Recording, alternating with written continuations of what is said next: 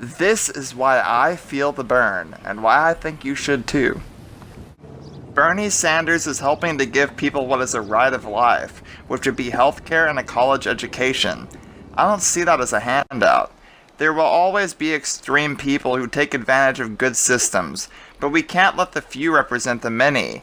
If these programs that support the elderly, disabled, and vulnerable are cut, it will not just affect the lives of those who abuse the system, but also the lives of those who truly need the help. That's the thing that's unfortunate about people like Donald Trump and Ted Cruz. They let ISIS represent all Muslims instead of just focusing on the extremist group itself. Extremists are groups within themselves that have their own agendas and do not represent the whole. Letting your views of so-called groups represent a whole viewpoint is known as stereotyping. If you want to compare a politician to a past horrific historical figure, instead of attacking Bernie Sanders, how about we take a look at a comparison between Trump and Hitler?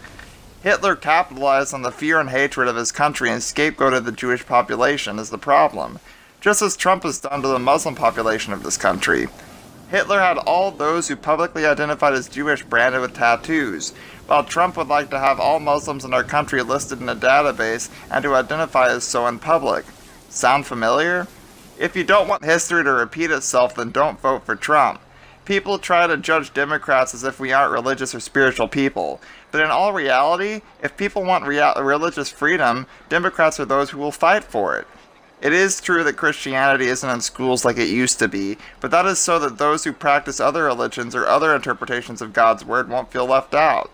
This country was founded by those seeking religious freedom, and their religion of choice happened to be Christianity. Religious freedom is not limited to just the right to be Christian, but the right to worship in any view without judgment or persecution. We care about the religious views and if people feel comfortable in our schools and in life, because even though their religions are not what we were originally built on, we are still immigrants. Immigrants built this country, immigrants defend this country, immigrants are this country.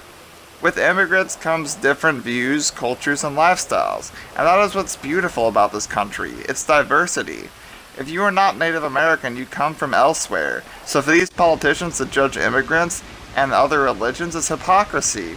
So in ending, extremists representing whole groups such as lazy and motivated hacks hurting the possibility of a better life for those who are disabled, elderly, and vulnerable, or politicians blaming regular Muslims for acts of ISIS terrorism.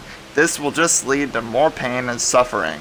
Bernie Sanders is a man who has proven over his whole life that he is there for his fellow man regardless of skin tone, gender, or religion.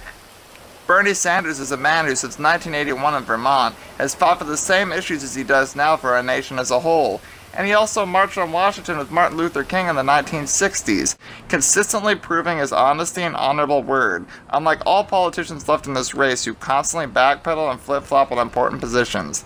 And finally, Bernie Sanders does not let pride blind him, and because of that, he knows that we as a country are no longer number one, and that if we as a people come to be aware that we can learn from others, in places like economy, education, and healthcare, that we may actually be able to build a better future.